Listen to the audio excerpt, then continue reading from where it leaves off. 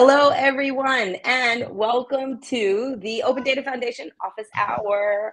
I just had to change the presentation. I was like, hey, where's Gaurav? How are you, Gaurav? Midha, welcome back. I'm so happy to Hi, have you Michelle. back on the show. So talk to I'm me. good. How What are are we you? going to do today? I'm good.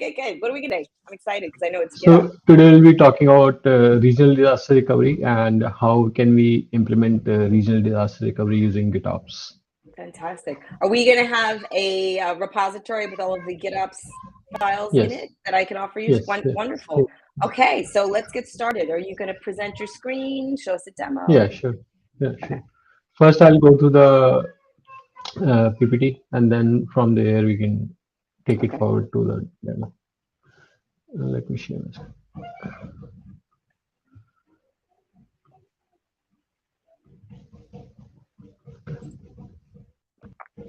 Okay, awesome. Looks good. Okay, good. So we'll talk about regional DR first, and then how are we using GitOps to implement the regional DR. Okay. What is DR? DR is basically disaster recovery, where like a disaster or an event happens that brings down the application. And when we talk about disaster, so there are two main terms, RTO and RPO. And RTO is the recovery time objective, and RPO is the recovery point objective. So first, RTO is how much can we tolerate the app downtime? So that's the tolerance for app downtime. It can be minutes, it can be hours, depending upon the application.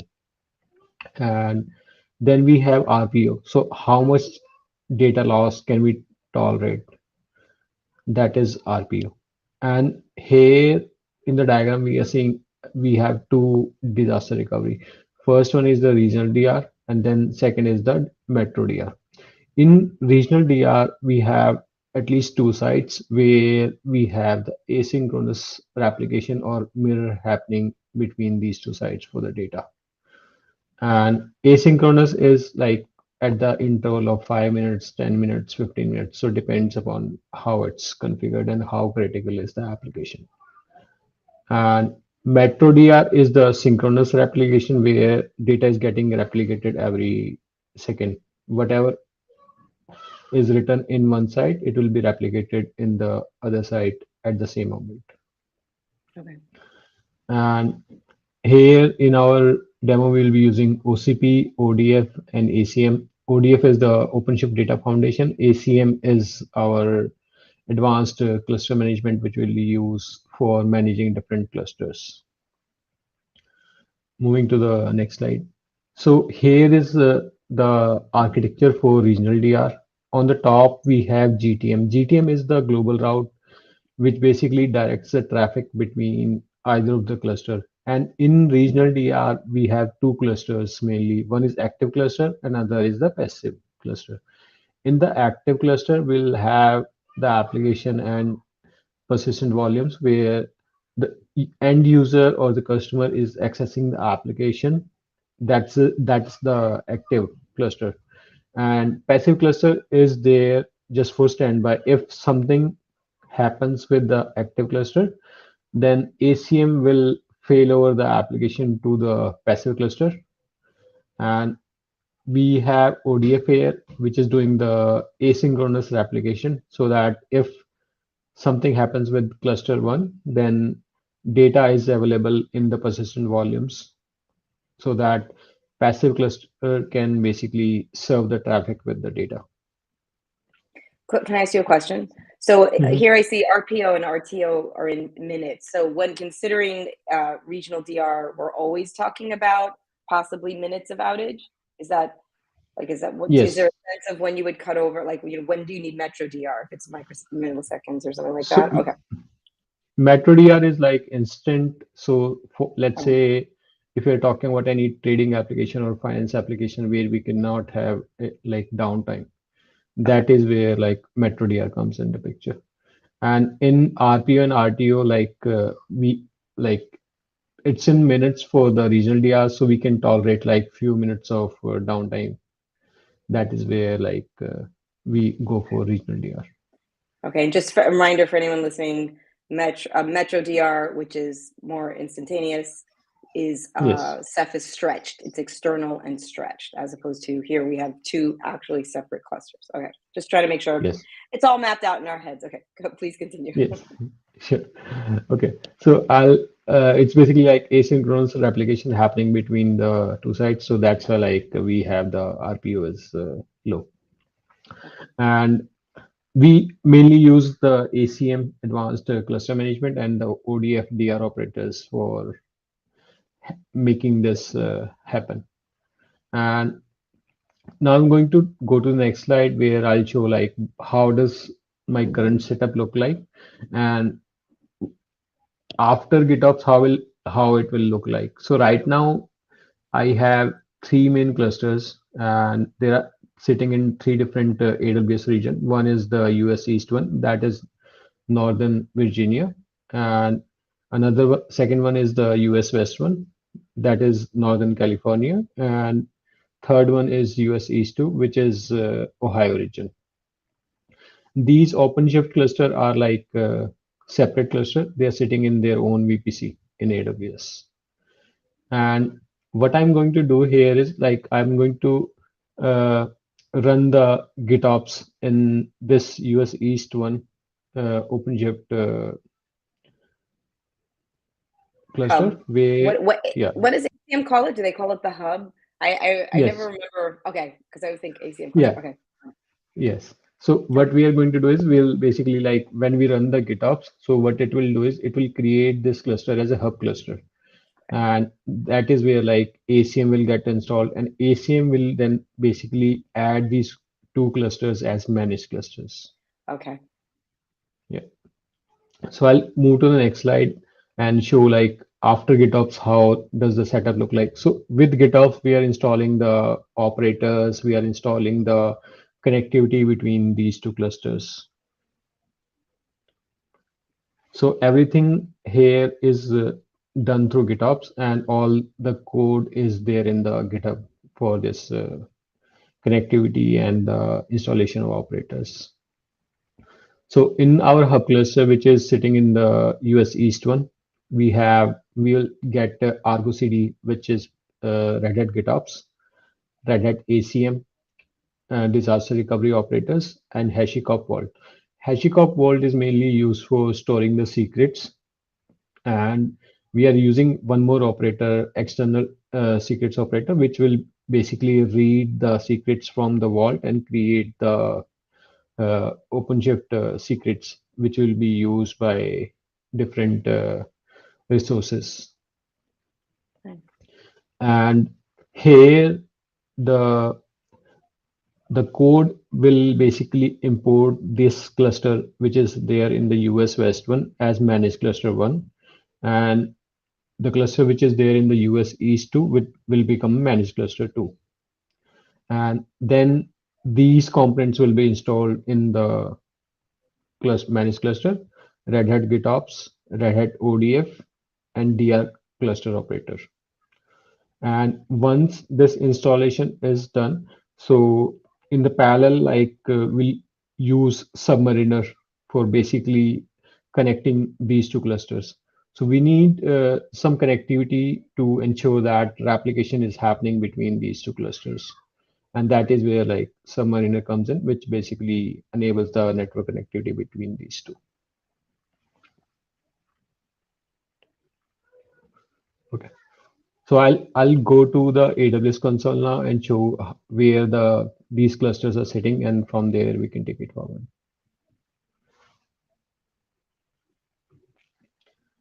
Okay.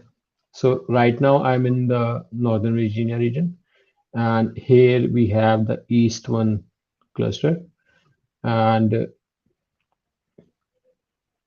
now this is where like our ACM will be deployed, and this is the hub cluster which we are talking about right now. And when I shift to the Northern California, US West one, this is where West one cluster is there, and this will act as active cluster where our application is running currently. And then when we fail over, the application will be deployed to the Ohio region. One thing to note is that we are using one of the instance, which is C5d.large, which is mainly used for Submariner to ensure the connectivity between the West 1 and East 2 cluster. Can I ask you a quick question? What you're calling the DR operator, what is the upstream name? Is that Valero? It's Raman, I think. Oh, thank you. Okay. All right, Raman. Okay. Sure. And now going to the East, US East to Ohio region.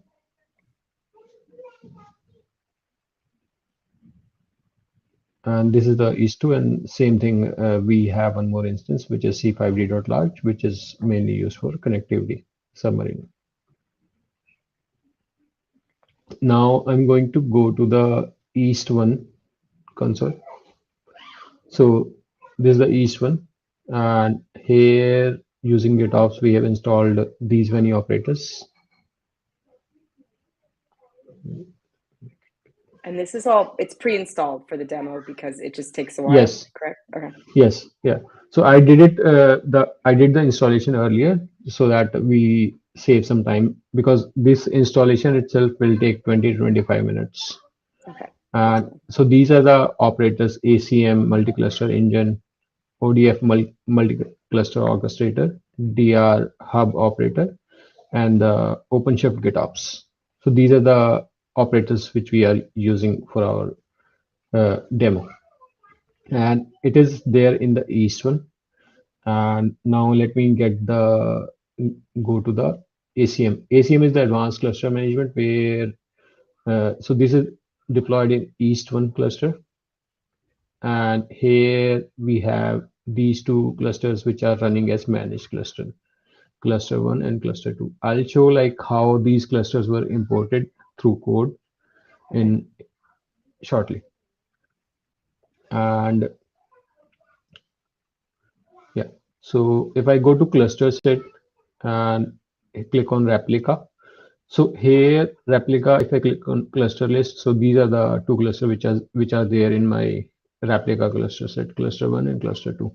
And when I click on the Submariner add-on, here it will show me that the Submariner connectivity is healthy and agent is running fine. So this is the C5d.large instance, which is running in US West 1 and then US East 2 to ensure the connectivity between these two clusters.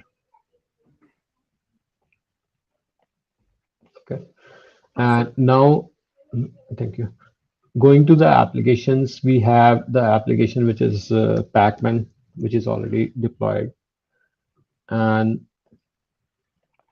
if we go to topology, we'll see that it's running in cluster 1.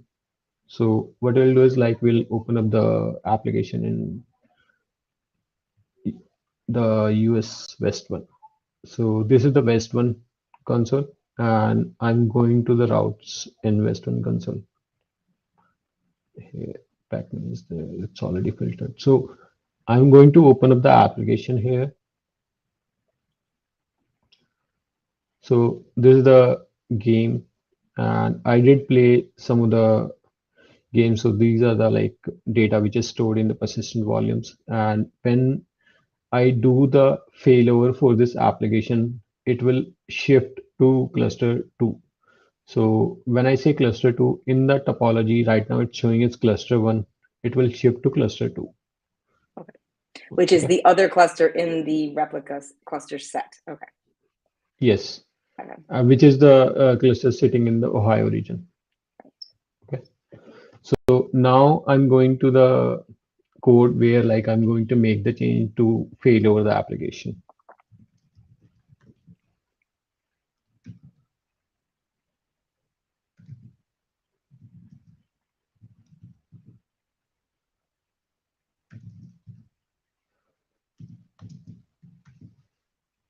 So this is the DRPC. DRPC is the disaster recovery placement control, which controls where the application is running. And here right now, what I'm doing is I'm commenting out one of the action and enabling the failover action. And I'm also specifying that failover cluster is the cluster 2. So this is the value of value where like it will come from the value.yaml, and Okay. this variable has the value of cluster 2. So it will Okay. basically shift to cluster 2. Okay. Uh,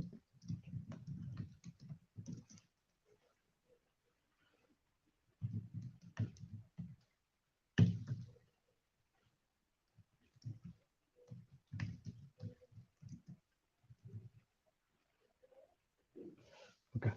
So now it will just fail over. And if we want to like fast forward the failover, we can just open up the Argo CD and do it. So I just ran this command. So this is the alias for stored in my local where I can get the Argo CD URL and the password for that. Okay. Oh, okay.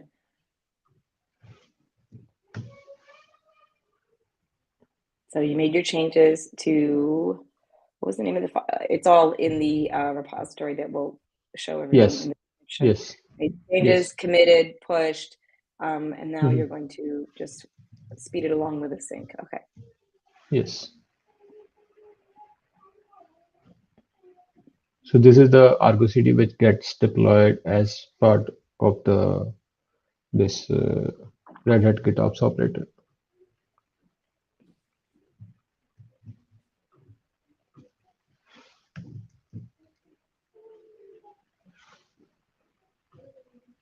So this is my application, and all the disaster recovery components are getting deployed as part of this Hub Apps application.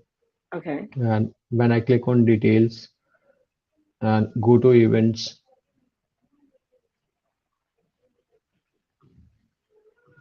okay. So let's do a sync. Okay. So,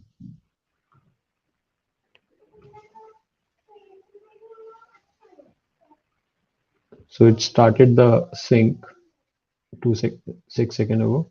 So Okay. it will take like 4 to 5 minutes to basically fail over the application. Okay.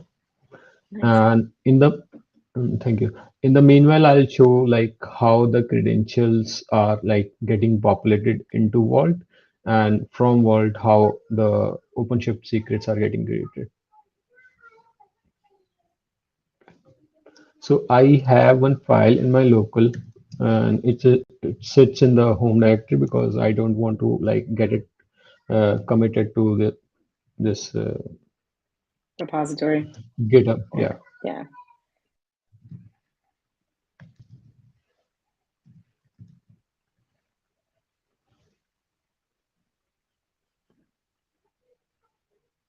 Okay. Where did I put the file?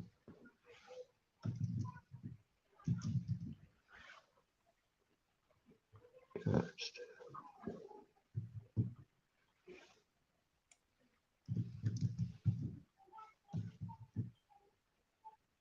So this is the file, and this file contains secrets for my AWS credential.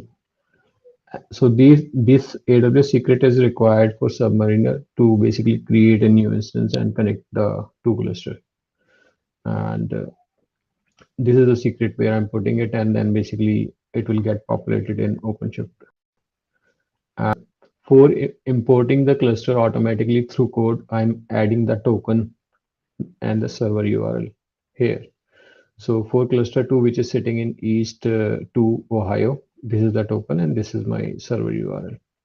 And for cluster 1, this is the token and then the server URL. Now, when I run make install in this directory in my code, it will basically use this file and populate the vault. Okay, let me get the vault URL.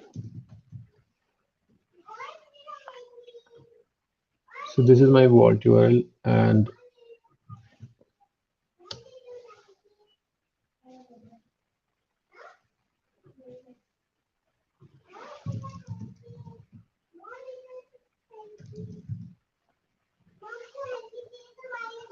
this is the file which contains the password. So when I ran the vault, okay, when I ran the make install, then at the time this file will be created and it will have the vault password Okay. and token for it. So just so I understand the flow, in your Mhm. so you're gonna have git ignore that file that has all of the information that should not be committed. Your make Yes, install is going to create additional files like the to initialize vault and yes, what have you, but it's GitOps that actually populates vault with the information. yes.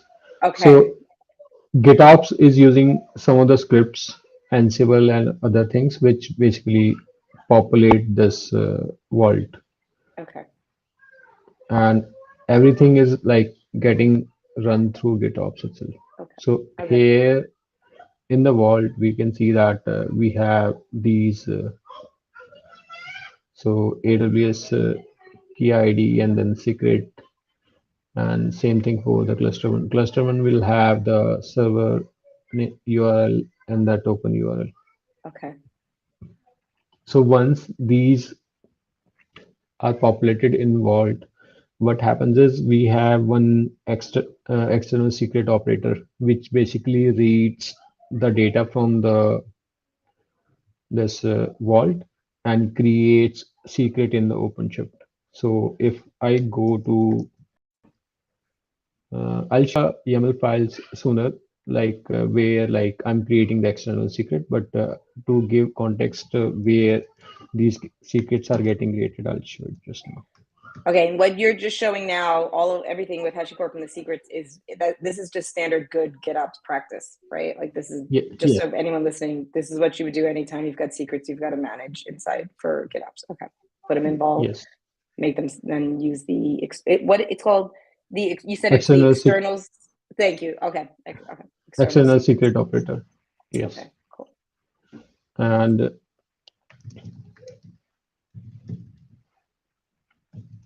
so right now I just use the cluster one project or namespace, and under that we have these secrets created. AWS secret is there, and then the cluster import secrets are there, which are being used to basically import the clusters automatically as compared to manual import.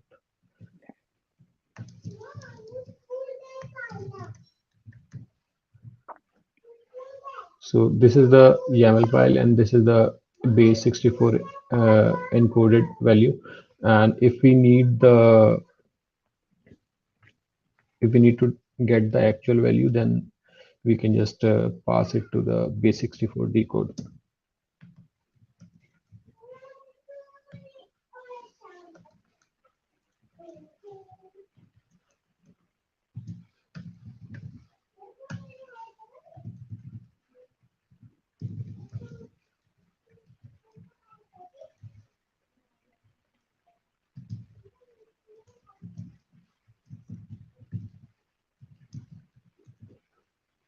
So this is the value which is coming out, and this is the same value which is stored in the vault AKIA.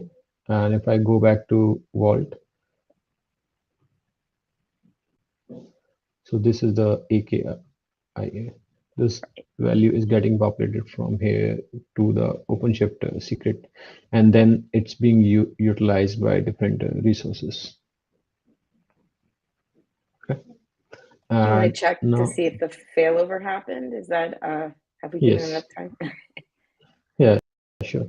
So let's just do the refresh here. Oh, not this one.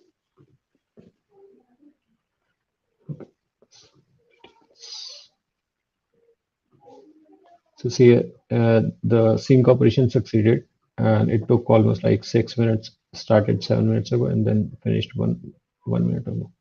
Okay. And if we go to the topology for this, yeah, here, so see here, like earlier it was cluster one, right now it's cluster two. Okay. And if I go to the, so this is my cluster two. So let me get the password for this one.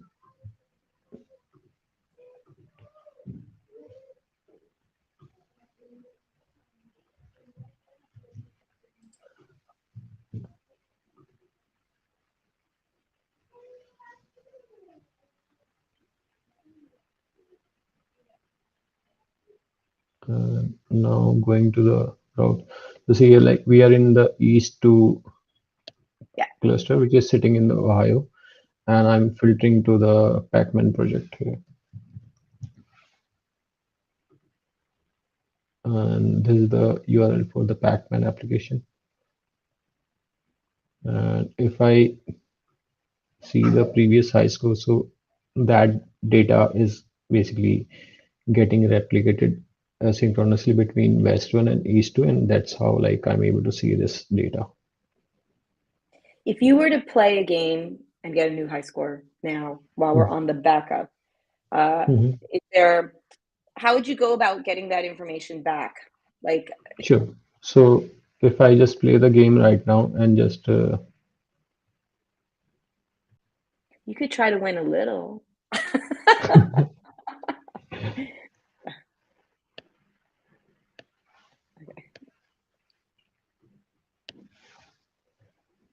I'll just put now, Yeah. Okay. and then it will just show me now. So let's give like five minutes so that like we have the DR sync policy, which basically takes like 5 minutes to basically replicate between these two sites. Okay. And once the replication is done, after like 5 minutes, I'll basically do the relocate. So what will happen with the relocate is relocate will basically shift from Ohio to West 1 region. Okay. And- Okay. Okay. So in the So meanwhile, mhm, I was just going to ask, so now that so the replication will, as of right now, because we're on our backup cluster, goes the other way. The asynchronous replication knows I'm on my backup cluster. It is now primary. Copy this back yes, to the, all right. Good yes, to know. I yes, didn't actually, okay, that's great. yeah. So it will replicate the data to the West 1, and like let's give like 5-10 minutes, and then I'll show Okay. it to you how it works. And Is in there the an meanwhile, easy way to push that replication? Like, let's say for some reason you wanted that replication to happen now. Is there any, just offhand, is there a way to just make it happen on demand, or is it just better to wait for your 5 minutes to so go by? sure. So right now, like the policy which we are using, it usually syncs between like for 2 minutes at the interval Okay. of 2 minutes, Okay. and that's why like we are waiting for that.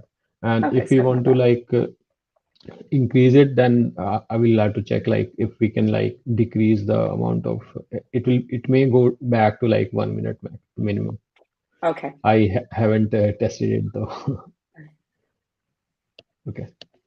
And in the meanwhile, like I'll go through some of the files and code, and then eventually like I'll show how the relocate happens, and we'll see the data.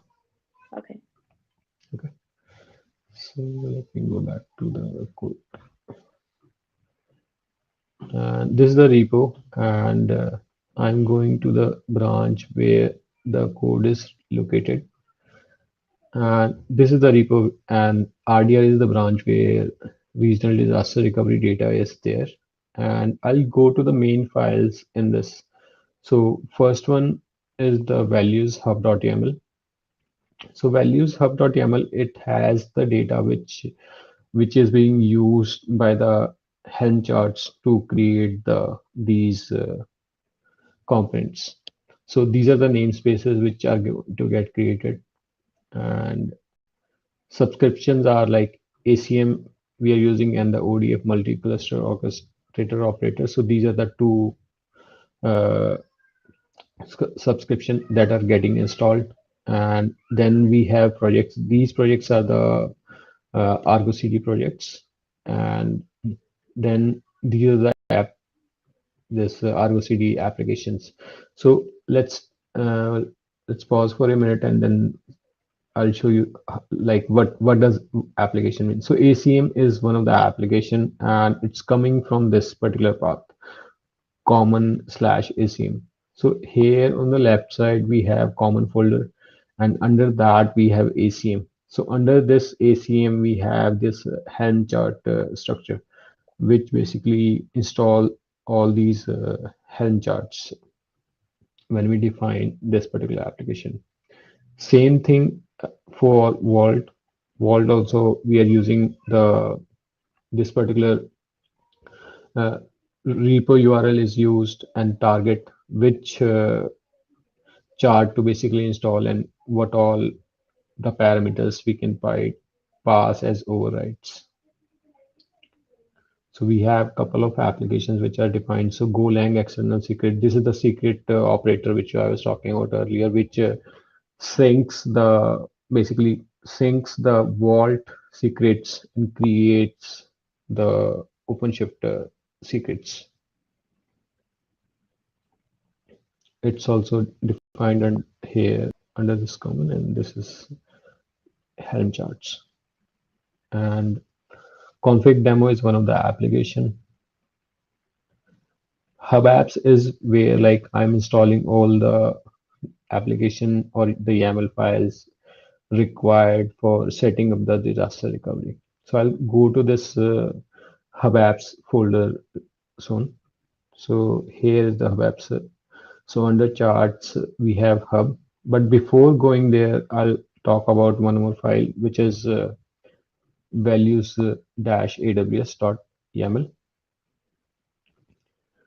So all the components are here defined are required mainly for the AWS clusters. Since our uh, all the clusters are running in AWS, and I'm using this file to install some of the components which are required. So mainly ODF is required for the disaster recovery. So I'm setting up the ODF using the applications here. This is one of the application, ODF application, and it's using this path to basically install the charts. And if Do I they, go here, sorry, just mhm. they do they all have to be on this? They don't all have to be on AWS, do they? Or like, could cluster No. two be? Oh, okay, So that's what I thought. yeah, so we right now in my demo, I'm using AWS, but we can use OpenShift cluster somewhere else also. But Okay, we do need the connectivity between these two clusters to have the replication enabled. okay. So you could do, assuming you have connectivity, you could do on-prem and in the cloud. You could do any. Okay, all right. Thank you. Yes, yes, yes. We need connectivity between two different cloud providers or between on-prem and AWS, and For the then we replication. need Okay, the ODF for that. okay. Yeah. And these are the charts which are required for installing the ODF. And that is how like I'm setting up the storage cluster on the AWS clusters. Okay. So this is the storage cluster getting created.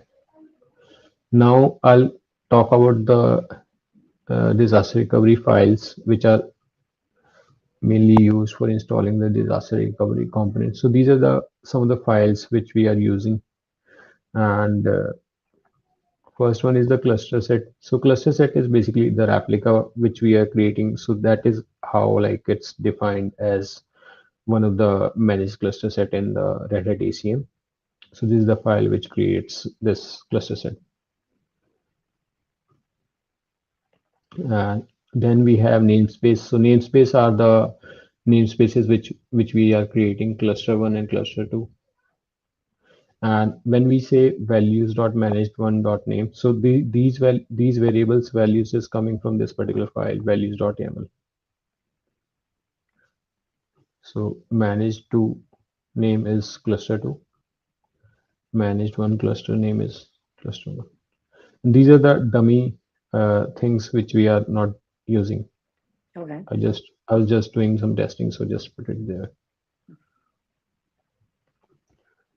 And now going to the third file. So managed cluster is we are defining cluster one should be there as the managed cluster, and cluster two should be there for the managed cluster. So we are basically defining these resources so that we can get uh, these uh, these clusters come up here.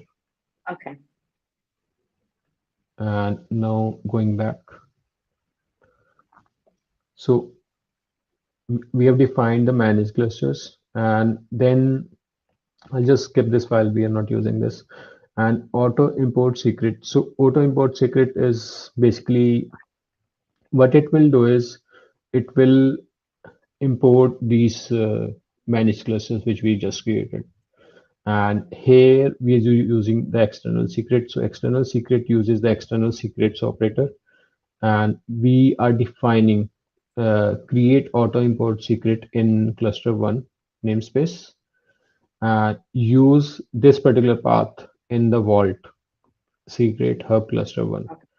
So if I go back to vault and click on secret hub cluster1, so what it will do is it will read these values, and it will create the secret from here in the OpenShift. So that's why I'm defining this secret hub cluster1. So this is the path, secret hub cluster1. And then what I'm doing is I'm telling that refresh this secret every 24 hours. If value changes, then only update this secret. Okay. And the target will be the OpenShift secret. So this is the secret which will get created in the OpenShift, and type of the secret will be opaque. And now if I go back to my cluster1, we'll be able to see this auto import secret. So yeah, so see here, like I ran this command oc get secret, namespace is the cluster1, and here is The cluster1 import. Is that no, yeah, one second. So what I did is, okay, I'll have to run this command to get the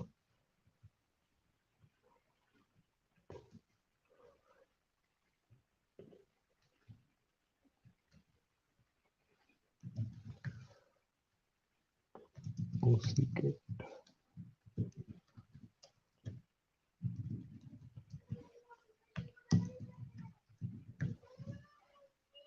So see here, this is the auto import secret, okay? and the backend for this is vault backend, and refresh interval is 24 hours, and this is it's getting synced and it's ready. Right, that's why it's showing me true. And if I open this up as YAML, then I can get more details for this.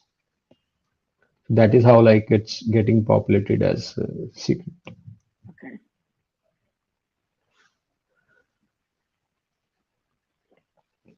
Yeah.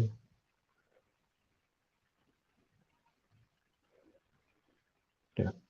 Yeah. Secret was synced, and this is when last transition happened, and refresh time is this is the refresh time. Okay. Now going back to the code again. So these are the auto import secret for secret one, for cluster1 and cluster2. Below is the cluster2. Okay, and Mhm. this is for importing the secret, and now for importing the cluster, and this is the AWS secret import for cluster1 and cluster2. So this is for the cluster1, and then same thing, AWS secret for cluster2. And then next file is for the mirror peer.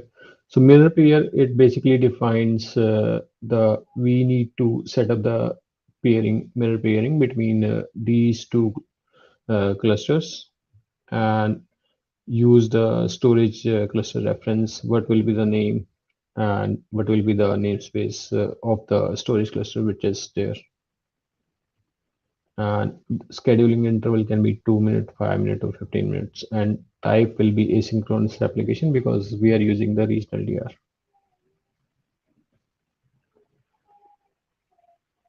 Okay. And now going to the next file. So next is the Submariner add-on. So Submariner add-on, these are the files which are being used to create the connectivity between West 1 and the East 2. See, this is the instance type which is being used, C5.large. And credential secret is the secret which we created, AWS secret for creating the c5d.large instance. And we are using both of the clusters. So first, I'm creating these resources in the cluster 1, and below I'm creating these resources in cluster 2. Cluster 2 namespace. I was just going to add one thing for anyone listening. So in Charts Hub templates, we move from what is necessary to set up ACM, right? So we have our cluster set creates, we have namespaces, and then we have import secrets and things like that. And then we move into what is going to be needed to set up disaster recovery being asynchronous between. So we have our AWS secrets, we start to set up the mirroring, we set up Submariner and so on. So just as you look at these file names, you can see it going through, you know, ACM Hub first, great, everybody's imported. Next, we do what's needed to make the disaster recovery regional work and so on. So it follows exactly how, yes. how you move from the hub into the details of actual disaster recovery. Yes. Okay. Yes. Okay. So these are the files which are mainly required for the disaster recovery. That's why like I put it in under the hub templates. Okay. And so let's see about the DR policy. So these are the DR policy. So we have DR sync 15-minute policy, DR sync 5-minute policy, and then DR sync 2-minute policy. Okay. And the DR clusters are cluster 1 and cluster 2. And now going to the next file. So enable add-ons are like specific add-ons which are required for the cluster.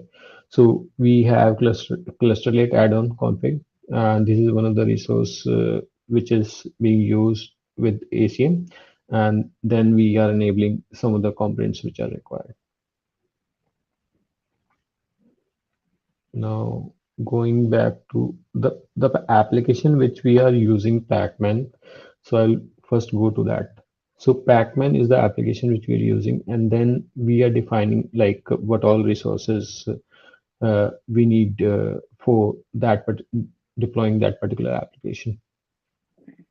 Namespace, application, and then the repo from. So this is the repo where the application is sitting, and it's basically using this repo to basically deploy the application. And what is the placement rule where to like deploy the application? And the DRPC is the main file which basically controls the DR placement control, and it defines like which policy to use. So right now we are using the 2-minute policy, DR sync policy, and action is the failover. Okay. So right now our application is running in cluster 2. So what I'm going to do is I'm going to change cluster 2 to cluster 1 with relocate. So what it will do is it will basically change the application from cluster 2 sitting in Ohio region to cluster 1 in the uh, California region.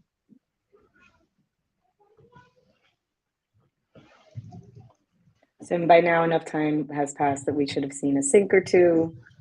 Yes. The game you played on the backup will now should be there, and then when we fail over, we'll see it. Okay. Yes. And same process as before. You go into the same file, you change the comments, push. Okay. Yeah. So I'm going to enable the relocate, and I'm going to comment out the failover. Okay.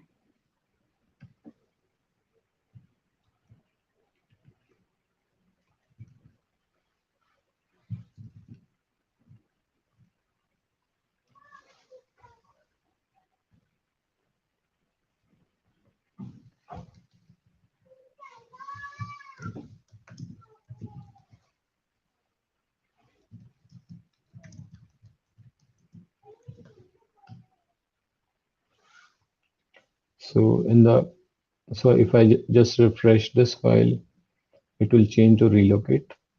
And now I'm going to go to Argo CD and just do the refresh here.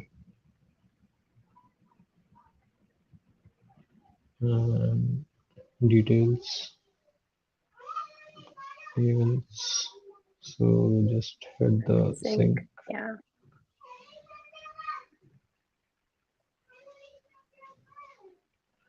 So it started the sync 4 seconds ago, 5 seconds ago. In maximum 5 minutes, our application should move to the cluster one. So let me go to this applications.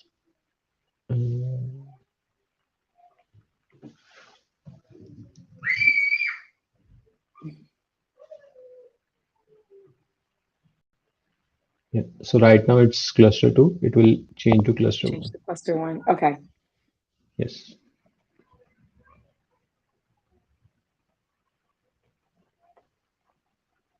Do you want to see if there are more events in Argo? Yeah, sure. Okay.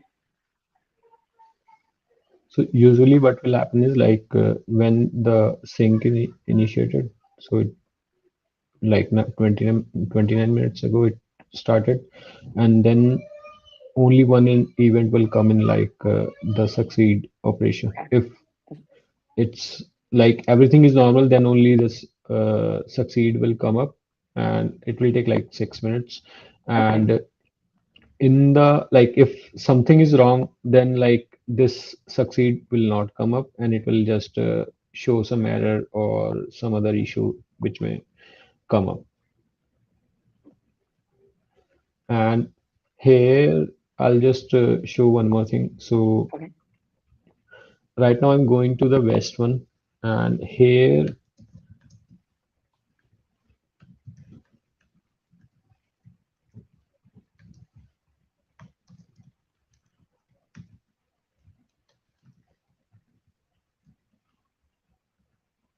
so this is the storage cluster which is being used, and same thing for the Ohio region.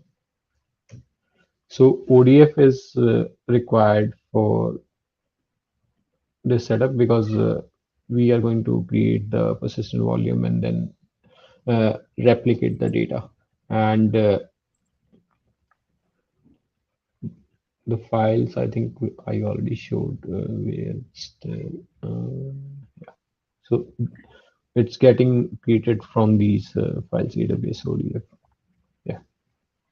Okay.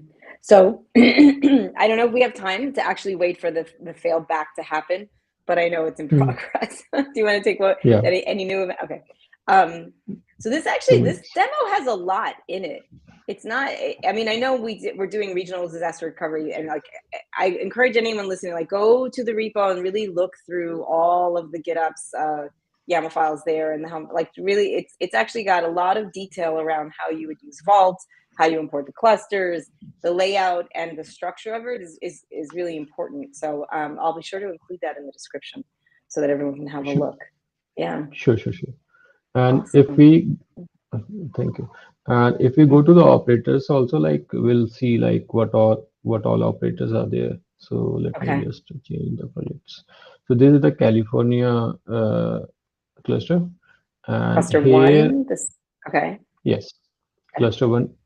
We are installing ODF, and we are installing the GitOps, and then OpenShift DR cluster operator. It comes from the hub cluster on this. And Submariner is getting installed as part of the connectivity between these two clusters. And same thing for the East 2. Where is East 2? Here.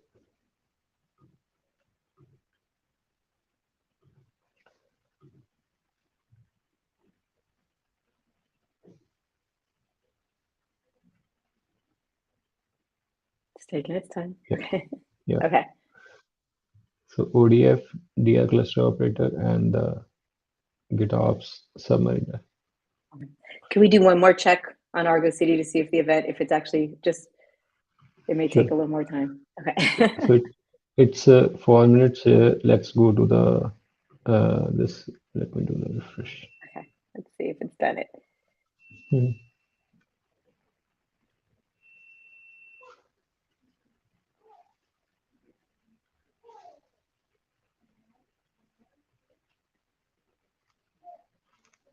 Come on.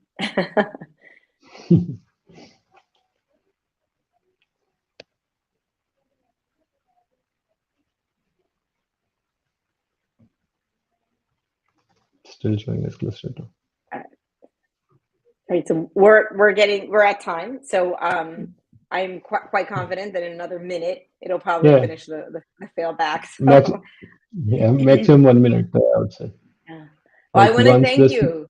Yeah, sorry. So I just want to thank you for like that.